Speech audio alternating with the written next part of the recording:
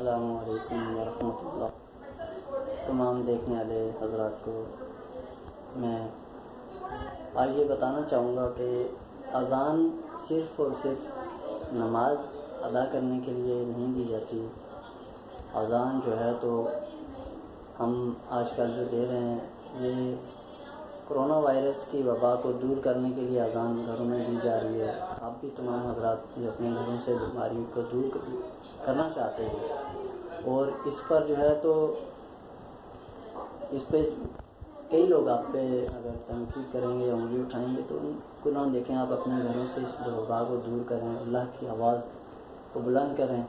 اور یہ میں آپ کو بتانا چاہوں گا کہ اذان جس گھر میں دی جاتی ہے یا جس محلے میں جس جگہ پہ دی جاتی ہے تو سب سے پہلی بات تو یہ کہ شیطان اور ایسی تمام شیطانی جو چیزیں ہیں وہ 40 میل تک دور چلی جاتی ہیں۔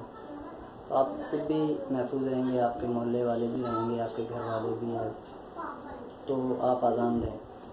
اور دوسری بات یہ کہ اذان جب دی جاتی ہے تو آپ کو پتہ ہے کہ جب بچہ پیدا ہوتا ہے تو اس کے کان میں بھی اذان دی جاتی ہے، اور اس کا مقصد یہ نہیں کہ اذان صرف نماز کے لیے دی جا رہی ہے، وہ بچے کی حفاظت کے لیے، بچے کے مسلمان ہونے کے لیے کہ آپ مسلمان گھر میں پیدا ہوئے ہو تو اذان دی جا رہی ہے۔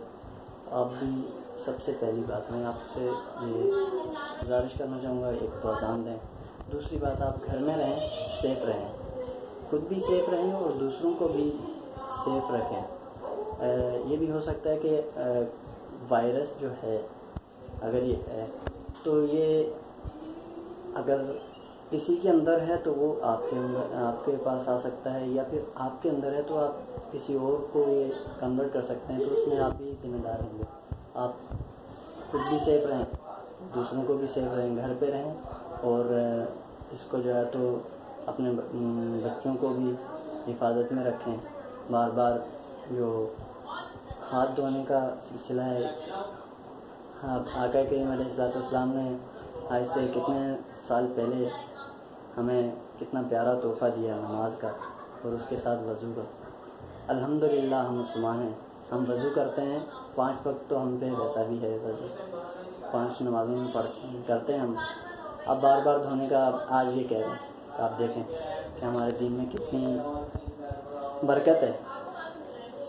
آپ نماز پڑھتے ہیں، الحمدللہ نماز بھی پڑھیں، بچوں کو دین سکھائیں، گھر میں ہیں جتنے دن آپ ہیں گھر میں آپ دین سکھائیں بچوں کو، اپنے بچوں تک دین کی جتنی تعلیمات آپ دیں گے یہ آپ کے لیے نہیں بلکہ آپ کے بچوں کے لیے بھی فائدہ مند ہے۔